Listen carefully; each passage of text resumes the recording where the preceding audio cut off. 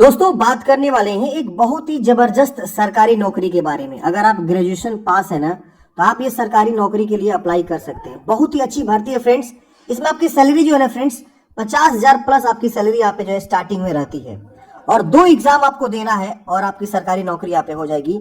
हम बात कर रहे हैं the new India insurance company limited. ये भारत सरकार की एक बहुत बड़ी पीएसयू कंपनी है। तो ये कंपनी जो है वैकेंसी निकल कर आई हुई है। इसमें आप देखेंगे तो असिस्टेंट के पोस्ट पे 300 वैकेंसी जो निकाली गई है और ये वैकेंसी 2023 की है, लेकिन इसका आवेदन जो है 1 फरवरी से स्टार्ट हो रहा है।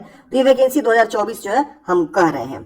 अभी आप इस नोटिफिकेशन पे क्लिक करेंगे ना इनके वेबसाइट पे जाके रिक्रूटमेंट वाले पेज पे, तो आपका ये वाला नोटिफिकेशन जो आपको डाउनलोड हो जाएगा और आप देखेंगे तो यहाँ पे साफ साफ लिखा हुआ है गवर्नमेंट ऑफ इंडिया अंडरटेकिंग। ये जो है रहने वाली है, मतलब ये पूरी कंपनी जो है ना गवर्नमेंट ऑफ इंडिया की है। और यहाँ देखेंगे लिखा हुआ है कि public sector general insurance company. तो ये एक पीएसयू कंपनी है जो कि इसमें जो है 300 पदों पे असिस्टेंट के भर्ती जो यहाँ पे निकाली गई है। क्लास 3 आपका जो है कैडर यहाँ पे रहने वाला है। तो ऑल इंडिया के लोग यहाँ पे फॉर्म को अप्लाई करेंगे। आइए जानते हैं इस भर्ती की संपूर्ण जानकारी, जो कि मैंने यहाँ पे जो है सभी चीजों को हाईलाइट करके रखा हुआ है और मैं आपको सभी चीजों को बताऊंगा। अब वीडियो को लास्ट तक देखिए। एज लिमिट, सिलेक्शन प्रोसेस, सबसे इंपॉर्टेंट बात सैलरी कितना मिलेगा, सब चीज हम यहाँ पे डिस्कस करेंगे। किस राज्य के लिए कितनी वैकेंसी जो है रखी गई है हम ये भी यहाँ पे डिस्कस करने वाले हैं। तो यहाँ पे आप देख सकते हैं गवर्नमेंट ऑफ इंडिया अंडरटेकिंग, यानी आपकी ये सरकारी नौकरी होने वाली है। इसका जो हेड ब्रांच है मुंबई में है और ऑल इंडिया में इसके जो है ब्रांचेज है अलग अलग राज्य वाइज। यहाँ पे आप देखेंगे तो इनका जो है स्टेट दिया गया है, लैंग्वेज दिया गया है और कहाँ कितनी वैकेंसी आपको यहाँ पे दिखाया गया। जैसे आप देख सकते हैं आंध्र प्रदेश, अगर आप आंध्र प्रदेश से फॉर्म भरना चाहते हैं तो तेलुगु लैंग्वेज आपको आनी चाहिए और टोटल नंबर ऑफ पोस्ट यहाँ पे 6 रहने वाले हैं। असम के लिए 8 है, असामीज लैंग्वेज। चंडीगढ़ से हिंदी पंजाबी आपका आना चाहिए, हिंदी या पंजाबी कोई एक, 4 वैकेंसी है। छत्तीसगढ़ से हिंदी 10 यहाँ पे जो है आपकी वैकेंसी है। दिल्ली में हिंदी और 23 वैकेंसी है। गोवा में कोंकणी 1 वैकेंसी है। गुजरात में आप देखेंगे तो 24 वैकेंसी, गुजराती लैंग्वेज आपको आनी चाहिए। हरियाणा में हिंदी लैंग्वेज बोला गया है तो आपको 3। अब लैंग्वेज में क्यों बता रहा हूँ, देखिए फ्रेंड्स, ग्रेजुएशन के साथ साथ इस लैंग्वेज का भी नॉलेज होना चाहिए, क्योंकि लैंग्वेज टेस्ट भी यहाँ पे होगा लास्ट में। पेपर 1 और पेपर 2 दोनों पेपर क्वालिफाई होने के बाद लास्ट में आपको जो है लैंग्वेज का भी टेस्ट होगा। तो लैंग्वेज टेस्ट अगर आप नहीं क्वालिफाई करेंगे तो फिर आपका यहाँ पे कोई फायदा नहीं है फॉर्म भरने का। तो जिस भी मतलब राज्य से आप फॉर्म भरना चाहते हैं वहां का लोकल लैंग्वेज आपको आनी चाहिए, जो कि यहाँ पे लैंग्वेज दिया हुआ है। जैसे आप देखें कोलकाता, केरला में मलयालम चाहिए, इसकी वजह से कर्नाटका में कन्नड़ चाहिए। जम्मू कश्मीर में या तो उर्दू या तो हिंदी आप बोलते हैं और जानते हैं, पढ़े लिखे हैं, तो आप जो है अप्लाई कर सकते हैं। पंजाब से भरना चाहते हैं, 7 पद है, पंजाबी चाहिए। तो इस तरह से आप जो है देख सकते हैं, आप किसी भी राज्य से फॉर्म भर सकते हैं, ऐसा नहीं कि आप नहीं भर सकते हैं, लेकिन वहां का जो है लोकल लैंग्वेज जो है, जो रीजनल लैंग्वेज, वो आपको आनी चाहिए और उसका टेस्ट भी आपका होगा। जैसे आप देखेंगे तो यहाँ पे उत्तर प्रदेश का जो है हिंदी बोला गया है, इसमें 14 वैकेंसी है। उत्तराखंड में हिंदी 5 वैकेंसी है। वेस्ट बंगाल में बंगाली 6 वैकेंसी है। और यहाँ पे मैं देख पा रहा हूँ बिहार का कहीं पे भी नामो निशान नहीं है। तो बिहार वाले कहाँ से अप्लाई करेंगे, तो देखेंगे कि बिहार का जो लैंग्वेज हिंदी है तो दिल्ली से भर सकता है या हरियाणा से भर सकता है, या यहाँ देखेंगे तो उत्तराखंड से भर सकता है या यूपी से भर सकता है। जहाँ हिंदी लैंग्वेज है वो बिहार के लोग को हिंदी आती है तो हिंदी वाले राजस्थान से भी भर सकता है, हिंदी लैंग्वेज आती है। मध्य प्रदेश हिंदी है, देखेंगे यहाँ पे 9 वैकेंसी है। तो इस तरह से महाराष्ट्र से कोई नहीं भर सकता, अगर उनको मराठी आती है तो ही भर सकता है और मराठी पढ़ा होना चाहिए। तो ये चीजें हैं, आप यहाँ पे समझ गए। अब हम बात करते हैं यहाँ पे इंपोर्टेंट डेट की। तो 1 फरवरी से लेकर 15 फरवरी तक आप फॉर्म को अप्लाई करेंगे और पहला जो एग्जाम होगा 2 मार्च को। यहाँ पे ये टेंटेटिव है, ये आगे पीछे भी हो सकता है, लेकिन यहाँ पे आप देखेंगे तो 2 मार्च को जो है सैटरडे को इनका जो है पहला एग्जाम कंडक्ट करे जाएंगे। तो देख रहे हैं 15 दिन के अंदर ही आपका एग्जाम, यहाँ पे 20 दिन के अंदर जो एग्जाम आपका हो जाएगा। फिर मेंस एग्जाम जो है 8 से 10 दिन में ही कंडक्ट हो जाते हैं। इनका जो है बहुत फास्ट प्रोसेस होता है। तो तुरंत जॉब चाहिए, अर्जेंट में जॉब चाहिए, तो फ्रेंड्स ये आपके लिए शानदार मौका है। आप फॉर्म भरिए और एग्जाम दीजिए। यहाँ लिखा हुआ candidates can apply for vacancies in 1 state, मतलब किसी एक ही स्टेट के लिए आप फॉर्म को अप्लाई कर सकते हैं। और साथ ही साथ बोला गया है, जैसे एग्जांपल दिया गया है, for example candidates applying against vacancy in West Bengal. मान लीजिए कोई ऐसा बंदा है जो वेस्ट बंगाल के अगेंस्ट अप्लाई कर रहा है, तो उनका जो सेंटर होगा, मतलब एग्जामिनेशन सेंटर, वो वेस्ट बंगाल में ही होगा। जैसे हमने बात किया कि बिहार में यहाँ कोई वैकेंसी नहीं दिखाई गई है, क्योंकि बिहार में वैकेंसी नहीं होगी। तो अब बिहार के लोग अगर मान लीजिए उत्तराखंड से अप्लाई करेंगे ना, तो उनका जो एग्जाम का सेंटर होगा ना वो उत्तराखंड में ही होगा और उनका जॉब लोकेशन भी उत्तराखंड में ही जाएगा। अगर कोई यूपी से आवेदन करेगा तो उनका जो एग्जाम सेंटर यूपी में ही जाएगा और उनका जॉब लोकेशन भी यूपी में ही जाएगा। ये साफ साफ लिखा के आप पढ़ेंगे। And would be consider for employment in state only, that state only. समझ रहे ना आप। यानी इन्होंने एग्जांपल दिया वेस्ट बंगाल से, अगर कोई बंदा स्टेट बंगाल से अप्लाई कर रहा है तो उनका एग्जामिनेशन सेंटर भी वेस्ट बंगाल के ही किसी राज्य में देखने को मिलेगा, और उनका जो रोजगार होगा वो स्टेट में ही होगा, उसी स्टेट में आपको रोजगार भी मतलब जॉब भी करना होगा। एलिजिबिलिटी की बात करें तो देखिए फ्रेंड्स, यहाँ पे लिखा है at the time of regional language test candidates must necessary produce the relevant documents and original. मतलब जो भी आप यहाँ पे बताएंगे जानकारी फॉर्म भरते समय, वो सारा ओरिजिनल डॉक्यूमेंट्स और साथ साथ सेल्फ अटेस्टेड फोटोकॉपी भी आपको देना होगा। और यहाँ रीजनल लैंग्वेज का टेस्ट भी होगा, यहाँ पे साफ साफ लिखा गया है। इस टेस्ट के समय में डॉक्यूमेंट्स वेरिफिकेशन भी ये लोग करते हैं। नेशनलिटी आप इंडियन हो चाहिए या नेपाल होना चाहिए, भूटान, तो फॉर्म भर सकते हैं। इसके अलावा एज की बात करें तो आपकी उम्र 21 वर्ष बोला गया है, मैक्सिमम 30 वर्ष बोला गया है। अपर एज में भी यहाँ पे देखेंगे तो छूट दिया गया अलग अलग कैटेगरी वाइज। 2/1/1994 से लेकर 1/1/2003 के बीच या उस दिन का डेट ऑफ बर्थ है तो फॉर्म को भरेंगे। लेकिन अगर कोई SC/ST से आता है तो उनका उम्र जो है यहाँ पे 21 से लेकर उनका जो है 35 वर्ष उम्र हो जाएगा। SC/ST की मैं बात कर रहा हूँ। अगर कोई OBC से है तो 21 से लेकर उनका 33 वर्ष उम्र सीमा होगा। तो वो एज जो है 1/1/2024 को गणना करेंगे अपना, इससे ज्यादा तो नहीं हो रहा है या इससे कम तो नहीं हो रहा है, 21 से कम तो नहीं हो रहा है।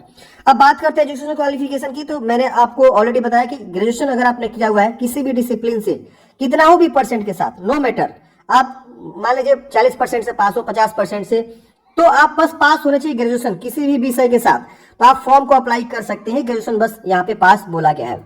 और यहाँ लिखा गया है कि आप इंग्लिश भी पढ़े होने चाहिए, एक सब्जेक्ट आपका इंग्लिश भी होना चाहिए, मैट्रिक स्तर पे या इंटरमीडिएट स्तर पे या ग्रेजुएशन लेवल पे। तो इंग्लिश भी यहाँ पे मैंडेटरी होना चाहिए और इंग्लिश में पास भी होना चाहिए आप, भले वो ऐच्छिक विषय हो या ऑप्शनल विषय हो, नो मैटर, लेकिन आप इंग्लिश भी जरूर पढ़े होने चाहिए, या तो इंटर लेवल या तो 10वीं लेवल या तो ग्रेजुएशन लेवल। और एग्जामिनेशन जो है आप 1/1/2024 तक क्वालिफाई हो जाने चाहिए। अगर पेंडिंग में है या वेटिंग में है तो फिर आप फॉर्म को नहीं भर पाएंगे। या लिखा क्वालिफाइंग एज ऑन 1/1/2024 तक। और knowledge of reading writing and speaking of regional language, तो मैंने आपको स्टार्टिंग में क्लियर कर दिया, रीजनल लैंग्वेज का जो है लिखना पढ़ना और बोलना आना चाहिए जिस भी स्टेट के अगेंस्ट आप फॉर्म को अप्लाई कर रहे हैं। तो ये बहुत ज्यादा मैंडेटरी है। इसके बाद से यहाँ पे बहुत सारी इंफॉर्मेशन दिया हुआ है, डेफिनेशन वगैरह दिया हुआ है, और यहाँ पे आपको EWS के बारे में दिया हुआ है कि EWS कौन कहलाएंगे कौन नहीं कहलाएंगे। इसके बाद से प्री एग्जामिनेशन की ट्रेनिंग, अगर आप SC/ST OBC है, नॉन क्रिमिनल OBC और विकलांग है, तो आप प्री एग्जामिनेशन का ट्रेनिंग ले सकते हैं, जो इसी कंपनी के द्वारा जो है प्री एग्जामिनेशन ट्रेनिंग भी दी जाती है। सिलेक्शन प्रोसेस की बात करें तो देखिए 2 एग्जाम होगा, इसमें आपका जो है ना इंटरव्यू नहीं होता है। यहाँ प्रिलिमिनरी एग्जामिनेशन होगा यानी प्री एग्जाम होगा और मेंस एग्जाम होगा। इसके बाद से आपका जो रीजनल लैंग्वेज का टेस्ट होगा। फाइनल जो आपका सिलेक्शन होगा वो आपका मेंस एग्जाम पे निर्भर करेगा। मेंस एग्जाम पे फाइनल मेरिट लिस्ट बनेगा। और लेकिन अगर आप प्री जो लैंग्वेज टेस्ट होगा उसमें आप पास नहीं होंगे तो फिर आपका जो है रिजेक्ट हो जाएंगे आप। अब प्री एग्जाम का जो आपका टायर 1 का जो एग्जाम होगा वो सब ऑनलाइन ही होगा, मेंस वाला भी ऑनलाइन होगा। अब प्री एग्जाम जो टायर 1 का एग्जाम होगा 100 मार्क्स का होगा, 1 घंटे आपको समय मिलेंगे, 3 सेक्शन से क्वेश्चन रहेंगे और तीनों सेक्शन में आपको पास होना जरूरी है। यहाँ देखेंगे तो इंग्लिश लैंग्वेज के 30 क्वेश्चन 30 मार्क्स के, रीजनिंग से आपके 35 क्वेश्चन 35 मार्क्स के, न्यूमेरिकल एबिलिटी से 35 क्वेश्चन 35 मार्क्स के। सभी सेक्शन को 20-20 मिनट आपको दिया गया है, यानी 60 मिनट में आपको जो यहाँ पे सॉल्व करना है। अब यहाँ पे जो देखेंगे तो इंग्लिश लैंग्वेज में, बाकी ये जो है हिंदी इंग्लिश दोनों लैंग्वेज में आपका क्वेश्चन पूछे जाएंगे। अब यहाँ लिखा गया है candidates will have to qualify in each test, मतलब क्या कि आपको जो है ना सभी जो टेस्ट है उन सब में जो है पास होना जरूरी है। अगर किसी में बहुत ही कम नंबर आ जाएगा ना तो आप जो है डिस्क्वालीफाई हो जाएंगे, अगर आप स्कोर कर रहे हैं अच्छा तो भी। तो सब में आपको अच्छा मार्क्स लाना मैंडेटरी होता है। बैंकिंग वाला जो यहाँ पे रूल्स होते हैं वही यहाँ पे रूल्स रखे गए हैं। यहाँ पे आप देखेंगे तो बोला गया है कि shortlisted for the tier 2 mains, मतलब जो भी कैंडिडेट्स टायर 1 में शॉर्ट लिस्ट होंगे उनको जो है पेपर 2 के लिए यहाँ पे बुलाया जाएगा, टायर 2 के लिए बुलाया जाएगा। टायर 2 का जो टेस्ट होगा वो 250 मार्क्स का होगा, 2 घंटे समय मिलेगा। इसमें आप देखेंगे तो नेम ऑफ टेस्ट या सेक्शन दिया गया है, तो इंग्लिश लैंग्वेज के 40 क्वेश्चन 50 मार्क्स के, रीजनिंग के 40 क्वेश्चन 50 मार्क्स, न्यूमेरिकल एबिलिटी के 40 क्वेश्चन 50 मार्क्स, इसके वजह से कंप्यूटर नॉलेज के 40 क्वेश्चन 50 मार्क्स और जनरल अवेयरनेस के 40 क्वेश्चन 50 मार्क्स। यहाँ पे मीडियम फिल्म एग्जामिनेशन दिया गया, इंग्लिश में रहेगा, बाकी सब हिंदी इंग्लिश दोनों लैंग्वेज में आपके जो है यहाँ पे एग्जाम होने वाले हैं। अब यहाँ पे देखेंगे तो candidates qualify in the online main examination will be shortlisted and called for regional language test, मतलब आप जब मेंस एग्जाम में क्वालिफाई होते हैं तो आपको जो है रीजनल लैंग्वेज के टेस्ट के लिए भी बुलाया जाता है। अब यहाँ लिखा गया final selection will be made on the basis of performance in the online mains examination subject to qualify in regional language, मतलब आपका जो फाइनल सिलेक्शन होगा वो जो होगा आपका मेंस एग्जामिनेशन यानी टायर 2 के एग्जाम के बेस पर होगा, लेकिन यहाँ पे रीजनल लैंग्वेज भी आपको क्वालिफाई होना पड़ेगा। रीजनल लैंग्वेज का कोई जो आपको नंबर वगैरह नहीं दिया जाता, ये सिर्फ क्वालिफाइंग इन नेचर होता है कि हाँ आपको रीजनल लैंग्वेज आती है कि नहीं आती है। अब यहाँ पे पेनल्टी फॉर रॉन्ग आंसर, गलत उत्तर के लिए जो है दोनों एग्जाम में, प्री और मेंस दोनों एग्जाम में जो है आपका ये लागू रहने वाला है। इसके बाद से यहाँ पे आप देखेंगे तो बहुत सारी इंफॉर्मेशन दिया हुआ है। यहाँ लिखा हुआ है कि the regional language test will be qualifying nature only, no score will be allotted for same. मतलब आपका जो है रिटन एग्जाम के लिए जो रीजनल लैंग्वेज का जो एग्जाम होगा उसमें आपको कोई नंबर मार्क्स वगैरह नहीं दिए जाएंगे, सिर्फ ये क्वालिफाइंग इन नेचर होने वाला है। अब देखिए जब आपका सिलेक्शन होगा उस समय जब आप रीजनल लैंग्वेज का टेस्ट देने जाएंगे उस समय डॉक्यूमेंट्स भी आपसे मांगे जाएंगे। तो ओरिजिनल एंड सेल्फ अटेस्टेड दोनों डॉक्यूमेंट्स आपसे जो है मांगे जाएंगे। तो उस समय क्या क्या डॉक्यूमेंट्स आपको लेकर जाना है, तो print out of call letter मतलब एडमिट कार्ड, एंड यहाँ पे मतलब जो रीजनल टेस्ट का जो कॉल लेटर आएगा, फिर जो है सिस्टम जनरेटेड प्रिंट आउट आपका एप्लीकेशन फॉर्म जो प्रिंट करते हैं फॉर्म भरने के बाद से वो चाहिए। डेट ऑफ बर्थ प्रूफ में इसमें से कोई भी डेट ऑफ बर्थ प्रूफ आप दे सकते हैं। ओरिजिनल फोटो आईडी प्रूफ जैसे आधार कार्ड पैन कार्ड कोई भी हो सकता है। मैट्रिक इंटर ग्रेजुएशन का जो है मार्कशीट और जो सर्टिफिकेट होता है, और यहाँ पे आपका जो कास्ट सर्टिफिकेट भी लगेगा। इसके अलावा और भी बहुत सारे यहाँ पे लिस्ट दिया हुआ है, आप यहाँ पे पढ़ सकते हैं। अब बात करते हैं एग्जामिनेशन सेंटर के। देखिए यहाँ पे मैंने आपको बताया ना कि टायर 1 में कहाँ एग्जाम, जैसे आंध्र प्रदेश में इतने जगह पे एग्जाम सेंटर बनाए गए हैं, असम में देखेंगे तो इतने जगह पे, चंडीगढ़ में ये 2 जगह बनाया हुआ है, छत्तीसगढ़ में ये देखेंगे तो 3 जगह है, दिल्ली में देखेंगे तो इतने जगह पे आपको एग्जाम सेंटर बनाए गए हैं। यहाँ टायर 1 का एग्जाम सेंटर और टायर 2 का एग्जाम सेंटर दोनों यहाँ पे जो है पैरेलल आपको दिया गया, आप यहाँ पे देख सकते हैं। अगर हम बात करें उत्तर प्रदेश में तो यहाँ पे देखेंगे उत्तर प्रदेश में इतने जगह पे जो है आपका एग्जाम सेंटर बनाए गए हैं। उत्तराखंड में देखेंगे तो 3 जगह आपको एग्जाम सेंटर बनाए गए हैं। और मेंस एग्जाम का उत्तर प्रदेश में प्रयागराज और जिसको इलाहाबाद या लखनऊ 2 जगह आपके एग्जाम सेंटर बनाए गए हैं। तो आप इसी में से कहीं देख लेंगे कहाँ आपको एग्जाम सेंटर जाना है। बात करते हैं एप्लीकेशन फी की, तो मात्र 100 रुपये SC ST विकलांग को देना होगा फॉर्म भरने के लिए। और बाकी जो कैंडिडेट्स है जैसे कि जनरल हो गए या EWS हो गए और इसके बाद से OBC हो गए, इनको जो है 850 रुपये एप्लीकेशन फी देना होगा। इसके अलावा इंक्लूसिव GST वगैरह जो होते हैं चार्ज में रहेंगे। बात करते हैं फॉर्म भरने से पहले आपको कौन कौन से डॉक्यूमेंट्स चाहिए। तो देखिए आपको जो है ना फोटोग्राफ चाहिए, सिग्नेचर चाहिए। सिग्नेचर जो है व्हाइट पेपर पे ब्लैक इंक से बोला गया है, और लेफ्ट थंब इंप्रेशन भी आपको जो है व्हाइट पेपर पे ब्लैक या ब्लू इंक से थंब इंप्रेशन कर सकते हैं। और हैंड रिटन डिक्लेरेशन भी आपको व्हाइट पेपर पे ब्लैक इंक से आपको करना है। अब हैंड रिटन डिक्लेरेशन देखेंगे तो ये आपका रहता है, इसी जो हैंड रिटन डिक्लेरेशन में आपको जो है क्या करना है, अपने खुद के राइटिंग में जो कैंडिडेट से लिखेगा और यहाँ अपना नाम भरेगा और वो अपना जो है इसको स्कैन करके अपलोड करेगा। फॉर्म भरते समय ये आपको मांगे जाएंगे। तो ये सारी इन्फॉर्मेशन थी फ्रेंड्स, आई होप आपको सारी जानकारी समझ में आई होगी इस भर्ती के रिगार्डिंग। बात करते हैं अब यहाँ पे सैलरी की, तो देखिए प्रोबेशन पीरियड भी इसमें होता है आपको, और उस समय आपको जो है कुछ अमाउंट यहाँ पे दिए जाते हैं जब तक आप सीखते हैं। उसके बाद से प्रोबेशन कंप्लीट हो जाने के बाद से आपकी सैलरी जो है ना बहुत ही जबरदस्त हो जाती है। देखिए बेसिक पे सैलरी है 22,405।